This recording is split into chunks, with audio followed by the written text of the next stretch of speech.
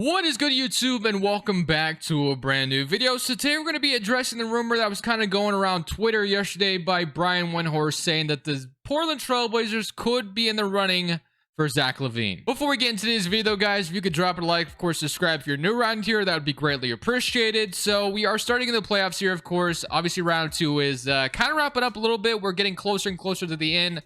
The very well Memphis Grizzlies could be eliminated tonight without John Morant. We'll see what happens there. But then we'll talk about the potential of Zach Lavine going to Portland. But the first thing we need to do is we need to worry about the draft lottery and see how that goes, because that's going to open up a number of avenues on how this could happen.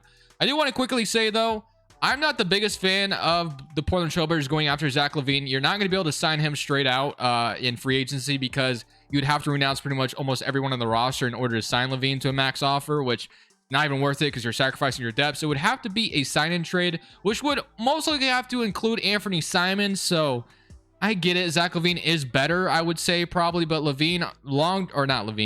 Simons long-term could be really good. So I don't know, man. I don't love this rumor, and I hope this doesn't happen, but it is going to still be fun to do regardless for some content today. So let's go to the draft lottery. And of course, like I said, that's where it's all going to start. So let's see what happens. So if we look at where everyone's projected, hopefully no surprises, and hopefully we jump into the top four. That would be freaking fantastic. Cavaliers, number 14. But this is going to definitely shape up on how this offseason is going to go for Portland, because obviously lottery luck is going to be a huge advantage. So the Charlotte Hornets, they're projected number 13, and they get number 13. So the Charlotte Hornets have number 13.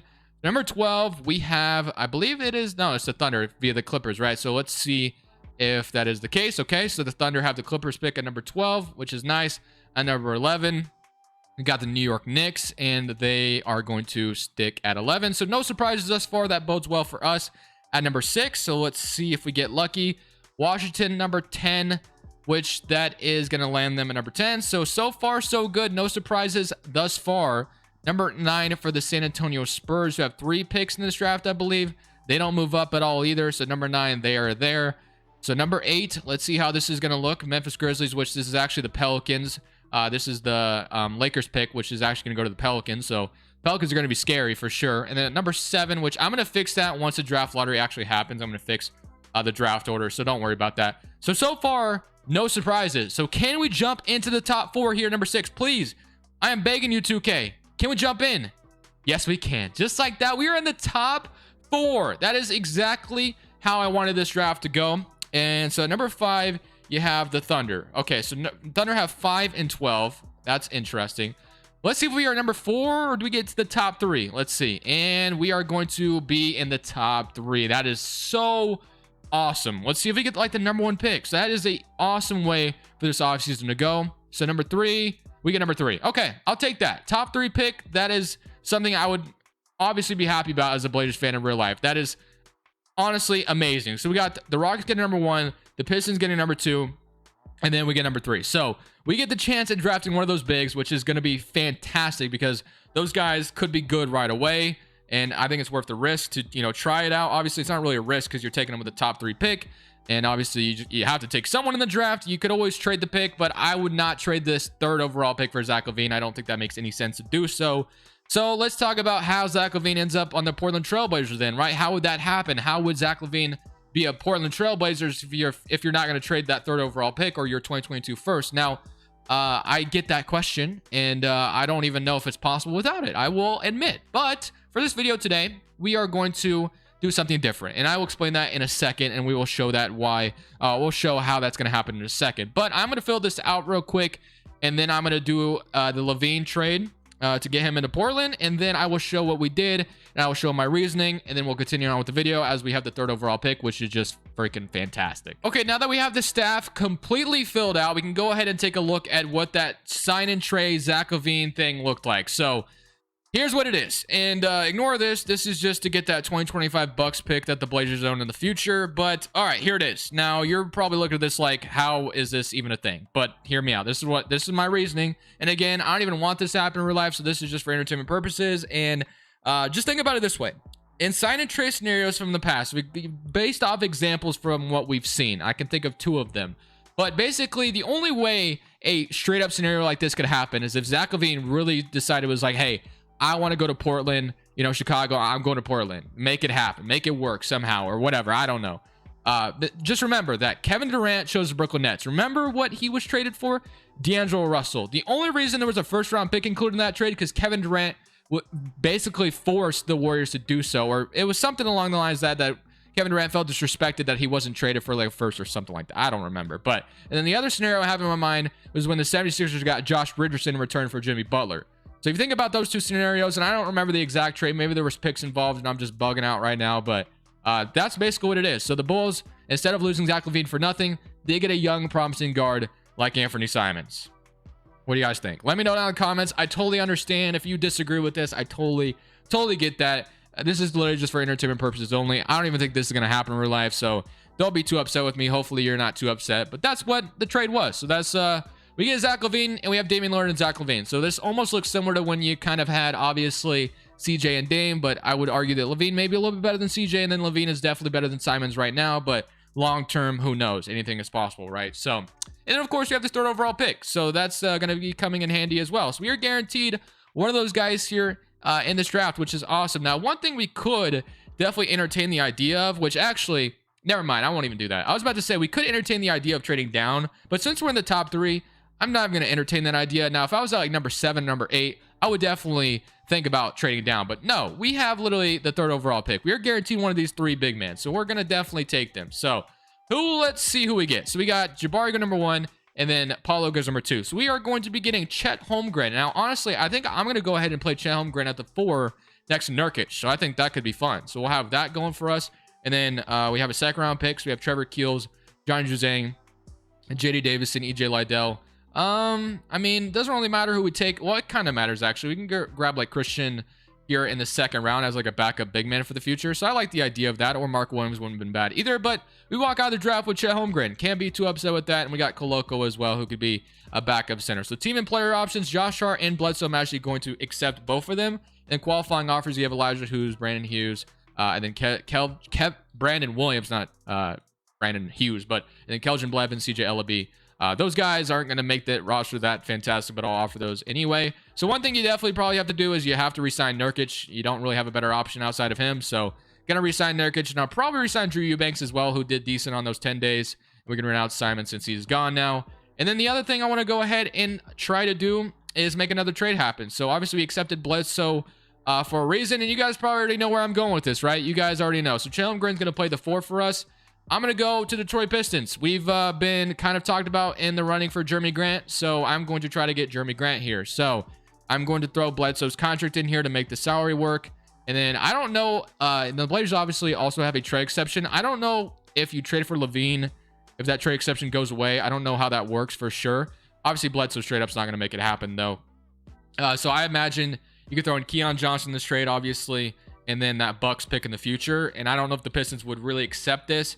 You get a second, or maybe you throw another young piece in here like Greg Brown. Is this good enough? I don't know. So Bledsoe, Keon Johnson, a future first, and then Greg Brown for Jerami Grant, and he is going to be our brand new, probably small forward for this roster. So we'll have Jerami Grant play the 3 while Chet Holmgren plays the 4. So now your starting 5 is this: Damian Lillard, Zach Lavine, and then you have Josh Hart off the bench. You have Nasir Little off the bench as well. And then Jerami Grant, Chet Holmgren is going to play the 4 for us, which I like the idea of him doing that. Kind of reminds me of like Evan Mobley for the Cavaliers. That's kind of what I'm basing it off of. So then you have Chet Holmgren, and then one thing I'm going to do as well is going to move Trent Watford to the 4. So yeah, I kind of like this. I think this roster could be interesting. I think it could definitely be interesting, but I think Simons could almost do the same thing without having to give up. Well, again, I don't think you could get Lavine that easily, but maybe you could. Who knows? So yeah, this is kind of the roster I, was able to paint this offseason. I think it's interesting when I do. I think it could compete. I think it could be fun, but I'm just not really sure how realistic this is, really. So regardless, that is the offseason we just kind of had, and we kind of have a full rotation on top of it already. So if you look at it, it's 1, 2, 3, 4, 5, 6, 7, 8, 9, or 10, whichever one you want to play. Or you could even sign another center, maybe get Cantor back, which I'm not going to do, I guess. And his freedom now is what you should call him. Kleba's out here as well, which I do love Maxi Kleba. Al Horford's been amazing. And then Trey Lyles. But I think I'm going to go ahead and sign a backup point guard for like a 1-year deal type thing. Chris Dunn played a little bit for Portland, so I'll go ahead and sign him as well. We also had Dennis Smith Jr. playing here for a little bit. Obviously, we were like tanking like crazy, but that is your offseason for the Portland Trailblazers. So Zach Lavine and Damian Lillard is your backcourt, combined with Jerami Grant, and then you also have Chet Holmgren, which one thing I want to do with Chet Holmgren real quick is I do want to go ahead and make sure he gets some run at the center as well with Nurkic in the lineup. So secondary position is going to be center for us. Okay, so just like that, that is your starting five. It's going to be interesting for sure. Definitely going to be an interesting one. Let me know what you guys thought of this offseason and if you think this is possible, or do you think, this is totally out of the realm of possibility, which I am leaning towards more out of the realm of possibility. This almost seems too good to be true. Obviously, you'd have to jump into the top three, and that's not going to be easy anyway. And then you'd have to assume, I don't think Lavine's going to choose Portland anyway. Like, I don't even think that's a possible scenario. It's just, like I said, this video is literally just for entertainment purposes only today. But proficiency-wise, not on the fly lineups. I've actually never looked at that before, but proficiency-wise, we're 3.5 perimeter-centric. We could be 3.5 7-seconds, or okay. So I think I'm gonna lean this towards perimeter-centric, and then I'm gonna move Chauncey Billups to a perimeter-centric system, and then we're gonna see what a backcourt of Damian Lillard and Zach Lavine would do. Okay, we're gonna see how this is gonna go. I think this team should easily be in the playoffs for sure, and I think it would be a fun team to watch, but. Zach Lavine and Dame, shot tendencies are both really nice. I like both of them. And Chet Holmgren, I'll leave it the way it is for now. But one thing I would actually, no, I'm going to leave it all the same. We're going to go ahead and just simulate this season, and we are going to see how this Blazers roster does with Zach Lavine and Dame in the backcourt, combined with Jerami Grant, Chet Holmgren, and Yusuf Nurkic. So at the end of the season, Luka Doncic wins MVP. Paulo Banchero's Rookie of the Year on the Detroit Pistons. Got Ty Washington going 6-man. Gobert is Defensive Player of the Year, and LaMelo Ball wins Most Improved, and Ime Udoka is your Coach of the Year on the Celtics. Jack Keller is your executive. So we ended up being the second seed in the West. So this actually ended up working out pretty well for us. All NBA first team, all NBA second team, and then I don't see Damian Lillard or Lavine here, but regardless, we are the second seed in the Western Conference, and I will take that. We did have Chet Holmgren making it on the all rookie first team, which is nice. We love to see that. So shot 36% from three, 2 blocks per game as well on top of that. So we'll see how the stats kind of looked, but again, I kind of like how this roster shaped up. I would love if something like this happened for the Blazers in real life. I just don't think it's going to happen this way. But again, I mean, even having Simons instead of Lavine here, I think would be cool as well. If you could get Jerami Grant and you could find a way to get into the top three, which that's going to be the toughest part, obviously, and you get Chet Holmgren, I would be happy with that for real, or even Jabari or Paulo for that matter. Either one of those guys would be fun, but again, top three is where you have to get, and that's not going to be easy. So it's going to take a lot of luck, which sucks. But this was your stats. Dame had 25, Lavine with 24, 15 from Grant, 14 from Nurkic, 12 from Chet Holmgren, 9 from Josh Hart off the bench, 8 from Trent Watford off the bench, and then 6 from Nasir Little, and then 5 from Chris Dunn. So here we go into the playoffs, though. One thing I'm going to fix real quick is the effects, man, or I'm not actually going to fix it right now, but I really hate the morale thing. I just don't understand why players get so pissed off in this game anyway. I mean, Nasir Little is playing bench minutes, which is where he probably play next year. Maybe he might start at the small forward. I don't know. We'll see if the Blazers don't do all that much. But we're playing the Nuggets, which is a team we've played in the past quite often in the playoffs, as we know. So it should be an interesting series we have going for us, but we'll see what happens. So they have Nasir Little completely bottom of the rotation now with his morale affecting him the way it is. Josh Hart's our 6-man. Let's see what happens. Game 1, we're down 1-0. The Nuggets take the 1-0 lead. They beat us by 7. So Zach Lavine 35. Damian Lillard disappeared for this playoff game. Going to need Dame to be better for game 2. And we lose. But Dame still not very good in these playoffs so far. Jerami Grant 25. We are down 2-0 to the Nuggets. So this isn't a good look. We're down 3-0 now. 126-101. So yeah, Dame showed up for game 3, but it doesn't matter unless if we come back from a 3-1 deficit, which, hey, we are on our way. We've won 2 in a row, so maybe that is going to be a thing that happens here. All we have to do is win a game 6, and we're going to a game 7, and anything is possible, but let's see what happens. 2K thinks 3-0 leads are just possible to blow all the time, apparently. I don't know, but we'll see. It's a close game, and we beat them 120-19, so we force a game 7. So obviously in this game 7, I think I know what I'm going to do here. So I'm going to run this 8-man rotation. I'm going to play my 8 best players as many minutes as possible. Nasir Little is literally in the reserves now, which is just mind-boggling to me, but that's 2K for you.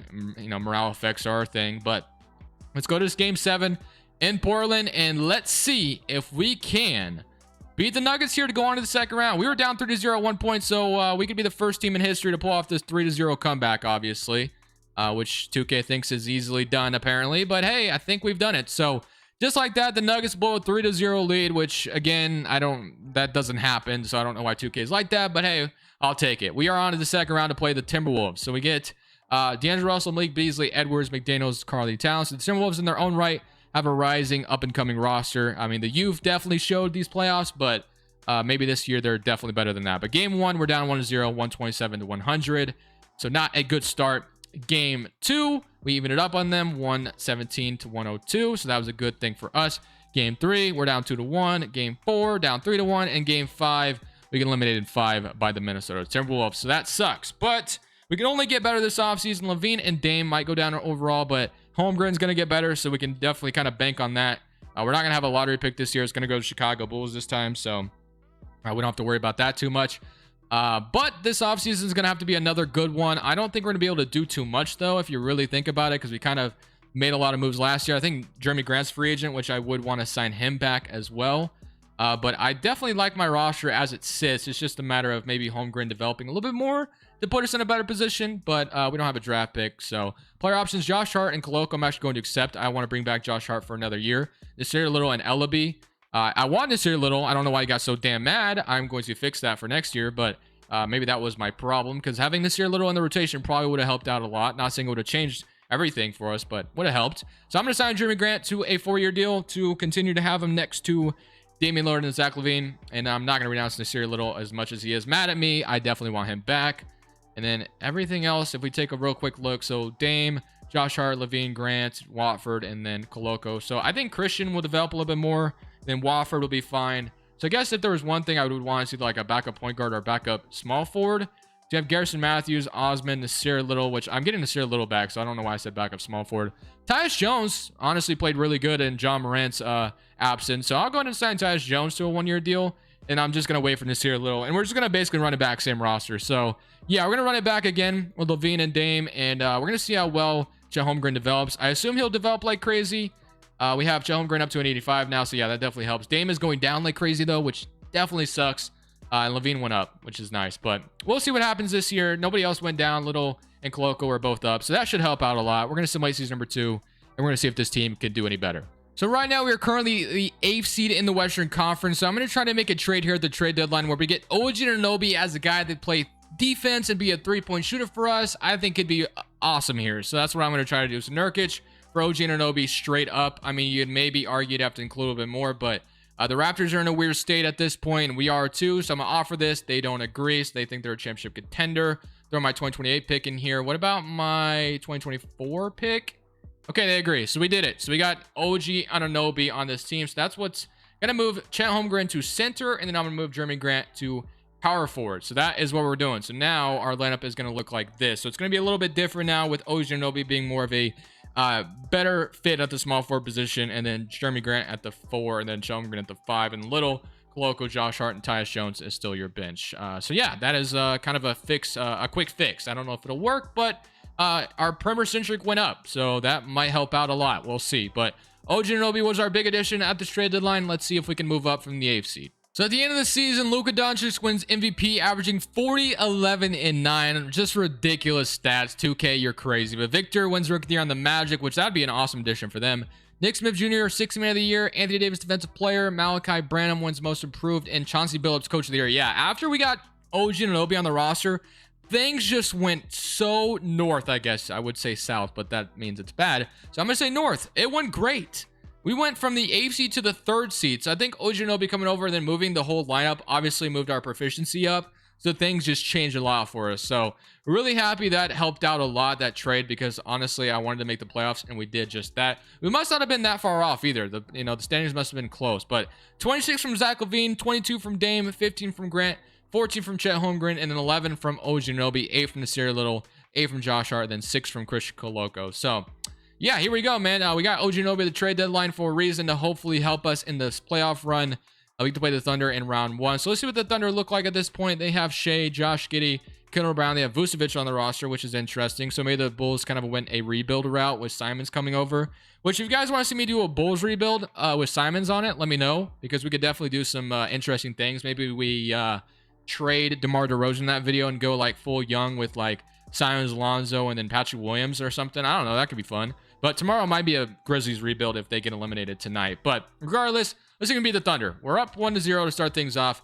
127 to 101. So that is a great start. Game 2, we're up 2-0, 135 to 100. So wow, I mean, we are off and running. 3-0, and we sweep the Thunder. Let's go, baby. That's exactly what we needed.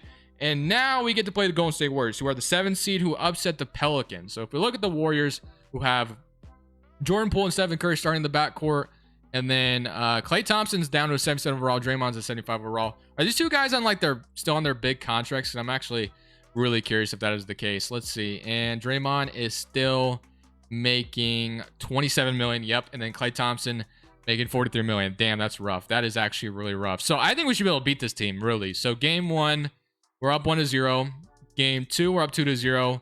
Game 3, up 3-0. And we swept. Oh my. Okay. Let's go. That's exactly what we wanted. And now we get to play the Minnesota Timberwolves, who have Karl-Anthony Towns and Jokic. We're not winning the series, bro. There's no way. They have Jokic and Towns in the front court. And Anthony Edwards, Emily. We're up 1-0. They even it up, though. Okay. We're up 2-1. Okay. I don't know how we're doing this, but we are. 3-1. Oh, no. Okay. Well, we just won the championship. All right. That was okay. Zach Lavine found. You know what? Trade for Zach Lavine in real life. Do it. Do it now.